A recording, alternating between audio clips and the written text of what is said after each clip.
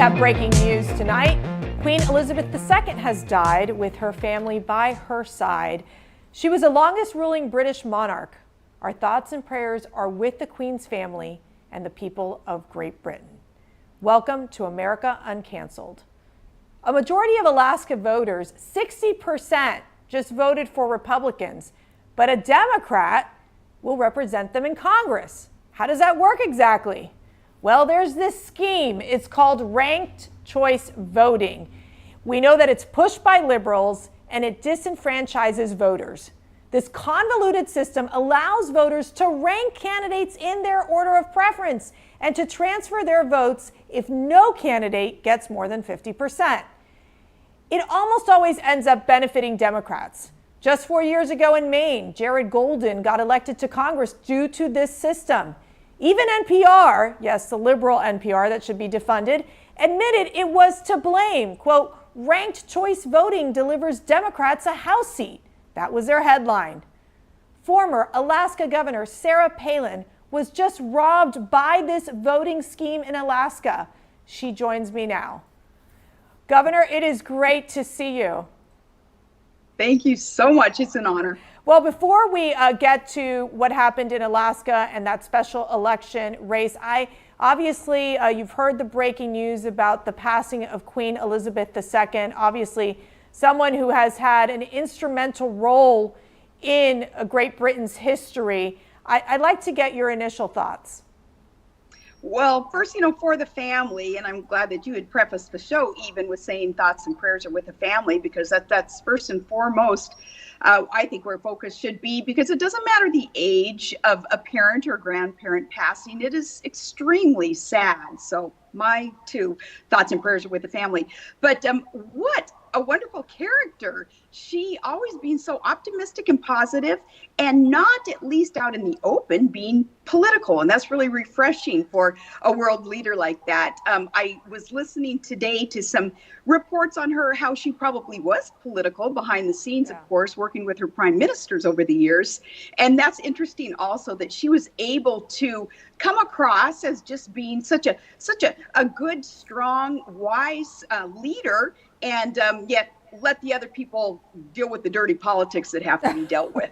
Good point. I mean, you think about it, she started her rule when Winston Churchill was prime minister. Can you believe that? So it's really trying to navigate the country during a devastating time of World War II till now, where we know that Britain is also facing some serious economic problems, and also facing inflation and all these other big issues, as they now have selected Liz Truss as a new prime minister. So it will be interesting, I think, Sarah, to watch how this transition happens with the new king who will be in place. But obviously there will be a lot of ceremony that's going to be happening these next few weeks for the Queen.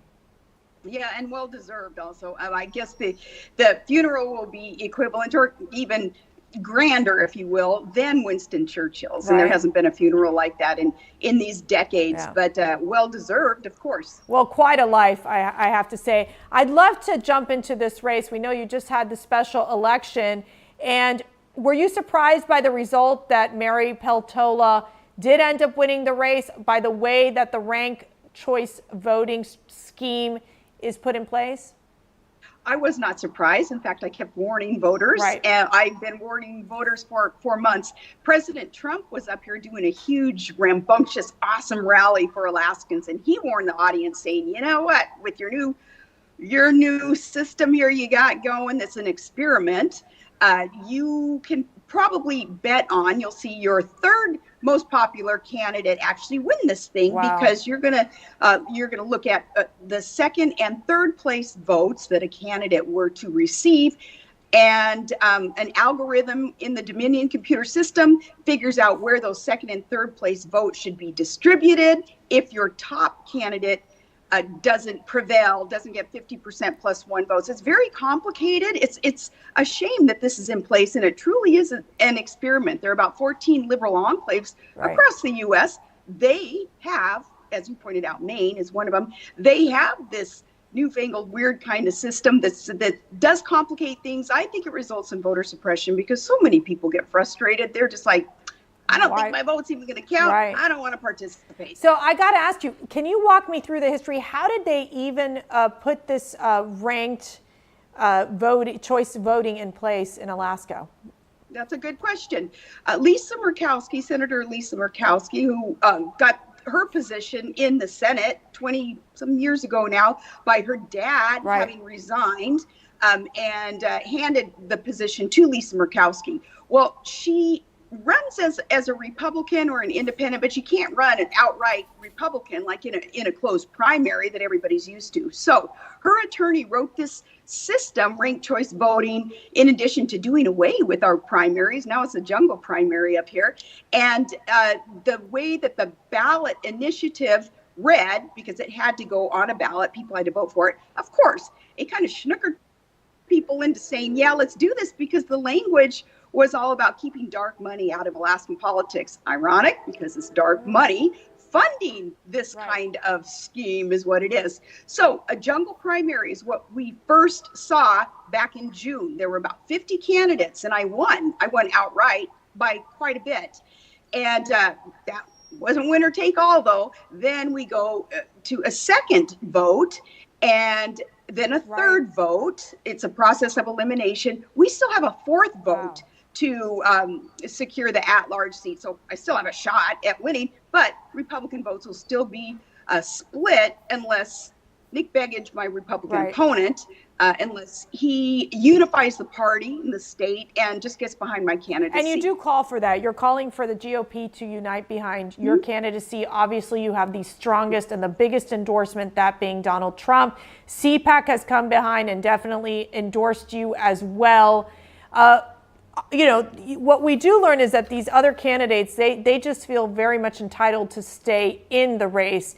But do other Republicans in your district recognize that it's detrimental in terms of making sure that we have a Republican win this important seat? Yeah, they do. But Nick Begich, the opponent, he's from the Democrat dynasty family up here, the Begiches. He's running as a Republican. But huge name recognition. He's never held office before, and a lot of people don't know a whole lot about him. They don't know what his positions are. He has that luxury. It's not a luxury to me, but to some would say, oh, lucky him. He's never asked about his positions. Anyway, name recognition bodes well for his candidacy because he has received, a certain amount of votes. I've thumped him 3 times. I'm going to thump him again a 4th time, but that doesn't mean I will have enough second and third place votes to defeat the Democrat and be able to serve Governor, what is it going to take to make sure you're going to be able to win this seat? What do you need? Well, knowing that Nick Begich isn't going to drop out, I think he's just real stubborn, or he's kind of a Democrat plant. That's your takeaway right there.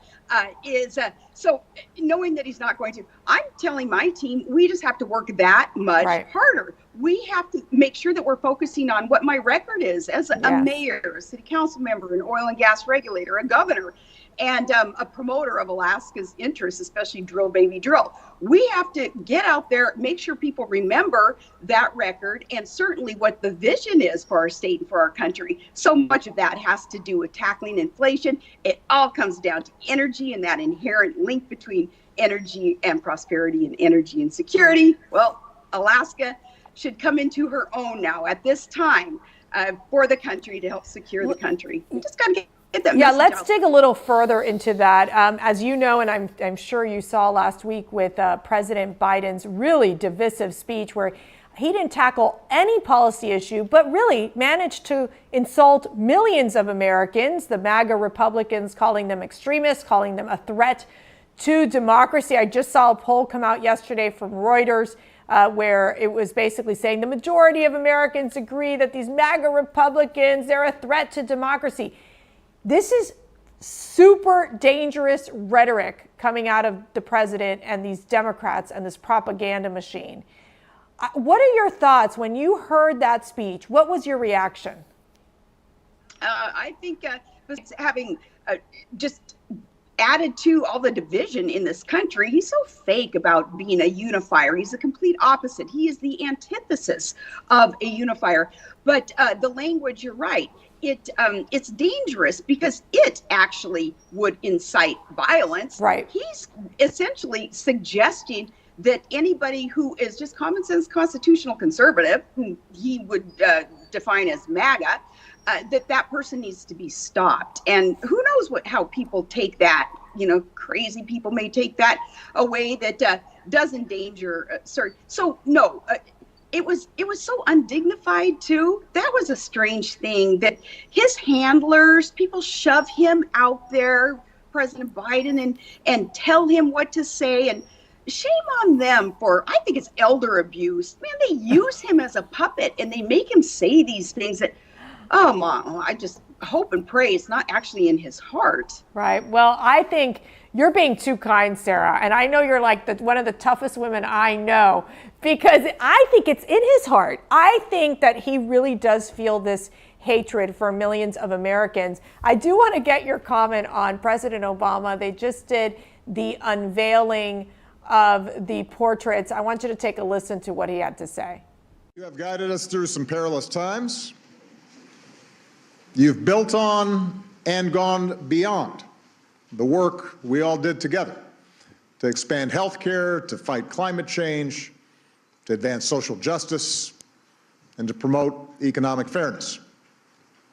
Thanks to your decency and thanks to your strength, maybe most of all thanks to your faith in our democracy and the American people, the country's better off than when you took office, and we should all be deeply grateful for that. So thank you so much.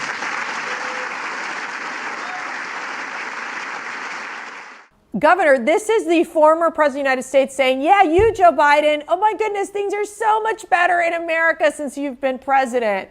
Your thoughts? You only fundamentally transform something for which you have disdain. You want to destroy, you want to completely get rid of. That's what fundamental transformation is. And then you build up something that you're transforming it into. So yeah, it's all relative, right? It's subjective. To them, things are going great. Things are not going well. The trajectory that our country is on, people know, just common sense, reasonable people know we're going downhill very, very fast. And it's kind of now or never. When you really talked to your family and you said, okay, I'm going to do this again. I mean, you have a great life. You have a beautiful family. What made you say it's my time to go back and into this fight and go and represent the people of Alaska in Washington, D.C.? That's another good question, because for years I've been preaching you don't need a position, a title, an office to get out there and fight for what's right and make a difference.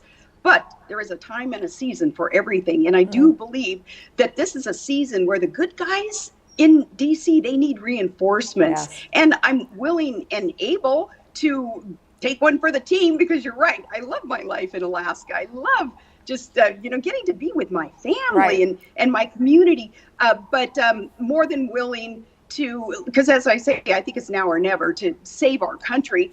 And my kids, oh my gosh, they're just like, well, what took you so long, Mom? They wanted me, they have just, they're my empowerment, and they're the ones also so full of common sense, saying, yeah, get out there and let's all do this. Let's put America back on the right track. They love this country as much as you and I do. I was sharing with you earlier about my one daughter who's in high school taking this AP government class. Her teacher's liberal, nice guy, but he himself criticized the ranked choice voting, saying, is this a fair process or not? And they pretty much came to the conclusion it wasn't. And so she was so excited when she got home to say, oh, Mom, and then they mentioned, former Alaska Governor Sarah Palin, and I got to meet her at CFAC, and my child was glowing because she was able to, be able to say, yes, this is an unfair process. They should get rid of it. So, I mean, it really is impactful in terms of what you're doing and your decision to run, knowing that the way that the system is set up. That's exactly, okay, that's key. And I even told my kids this also. I said, okay, the way the system's set up, do not be surprised if I don't win, and I'm in it to win it, of course. So break that curse that I would ever say I'm not going to win. But I told my closest friends, my family, if I don't win, if for nothing else, we're going to expose a system like this and warn the other states, do not let this happen in your state. This is how Democrats are going to take over in the blink of an eye without us even noticing. But also, regarding your daughter, I'm so proud of her. And she deserves extra credit, I would say, for even confessing to having met me. She's very bold to admit Yes, that. I agree. I think it's wonderful. And I think we need more of our students to stand up to that. Let's just tackle real quick the issues that the people in Alaska care about. When you're going and you're doing your campaign stops, what are you learning on the ground? What are they most concerned about? It's ridiculous that up here we're paid $5 or more to a gallon to fuel up our rigs. You know, it costs me 120 plus to fuel up my truck. Most of us, a lot of us drive trucks up here, and to know that that's so unnecessary. All you got to do is turn on the spigot in Alaska. Yeah. God provided so many rich resources: oil, gas, rare earths, all the minerals, the fisheries, the timber. We're the Fort Knox of America. And if only we had some primacy, if we had allowance to develop our God-given resources, what that will do, not just for job creation in Alaska and the US, but how it will help secure our union. So obviously, drill, baby, drill. That's huge for Alaskans. 85% of our economy, of our state's budget, is based on oil and gas development. So that, and then how that ties into inflation. Those are the big issues. And then also, because we are Alaskan, our state motto, the last frontier, we're independent. You know, we're not so obsessed with partisan politics, for instance, that we would let partisanship get in the way of just doing what's right and fighting for what's right. And because we are so independent, we cherish our freedom, our Second Amendment rights, our entire Bill of Rights, and we do not want infringement upon our rights. So that just inherently is the main factor why we think government should be smaller and smarter. That's why it doesn't make a whole lot of sense in a deep red state that we have a Democrat, at least in the short term, for a couple of months to fill the passing of Representative Don Young, his seat in Congress. A couple months, we'll have a Democrat in there. But then the normal two-year term comes up for that fourth vote in November. So let me ask you, we definitely have to fire Pelosi. That's the goal. This is about, that was our theme at CPAC, Fire Pelosi, Save America. What do you expect will be, and I do believe there's going to be a red wave. I totally disagree with a lot of these other pundits that are saying, no, we're not really going to do that. Republicans won't do that well. I do believe that the American people have woken up and they're tired of the Democrat policies and of the division. Mm-hmm. So let me ask you, when the Republicans take control of the House of Representatives, God willing, you will be there, we will get you there. What do you think is going to be the first line of business? Well, besides the investigations that have got to take place, and they have to be fruitful, we have to see something come of the investigations that so many are calling for, with the corruption that had been going on and is going on in our government. And people are sick and tired of politicians just yakking about it, and we don't see any results from investigations that they claim that are undergoing. So besides the investigations that are so necessary to clean up crony capitalism and any kind of corruption, we have got to develop our God-given resources. Yes. Here we have a president hand in hat out there begging other countries for their dirty and dangerous sources of energy, making us reliant on foreign sources of energy when we have it here underfoot, not just in Alaska, Texas, Louisiana. We have in Pennsylvania, we have the coal, we have all the minerals appearing. We have copper, which the value of copper is going to go up tenfold very shortly here.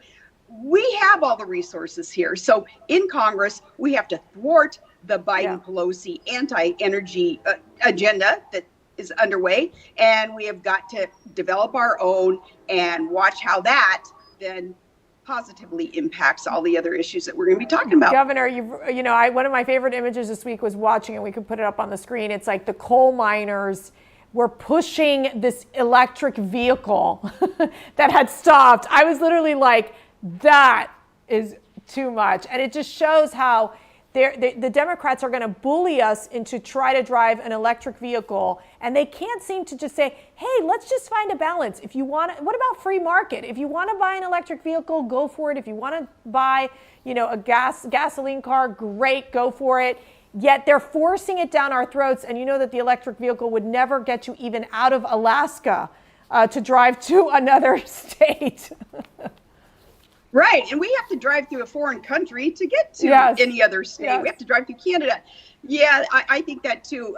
Our state is so huge, 2.5 Texases fit inside Alaska. We have a glacier that's the size of Rhode Island. Our state is very, very huge. I don't know where the charging stations would be in between, hundreds and hundreds of miles in between all of our communities. And it's just so unrealistic. I like how you're putting it, though. Why can't there be that balance, that compromise, and freedom of choice, and allow free market to kind of lead us in where we would want to go with whether we want an electric vehicle or not. Right. Well, final thoughts as we close up this interview, Governor. Anything you want to say as we prepare for the last, 60 some odd days till the midterm elections?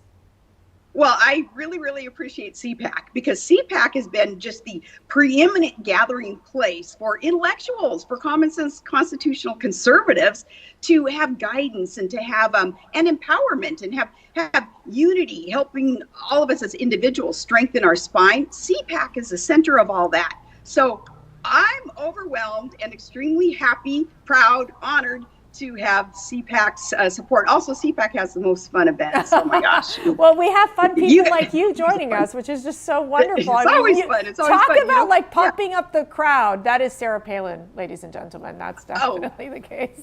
Oh my gosh. It's kind of like how Trump just sort of stumbles into whatever he's going to say. And he stumbles into doing things right all the time, too. It's awesome.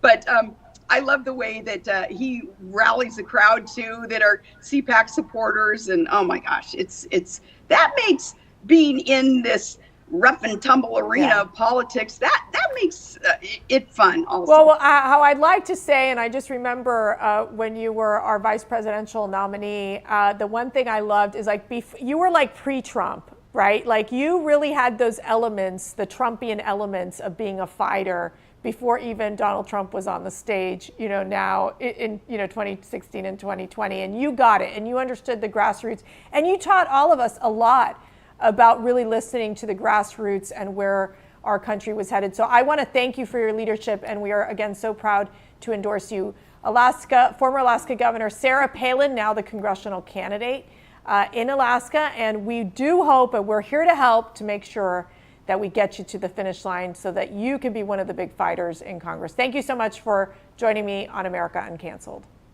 Thank you so much. Appreciate it.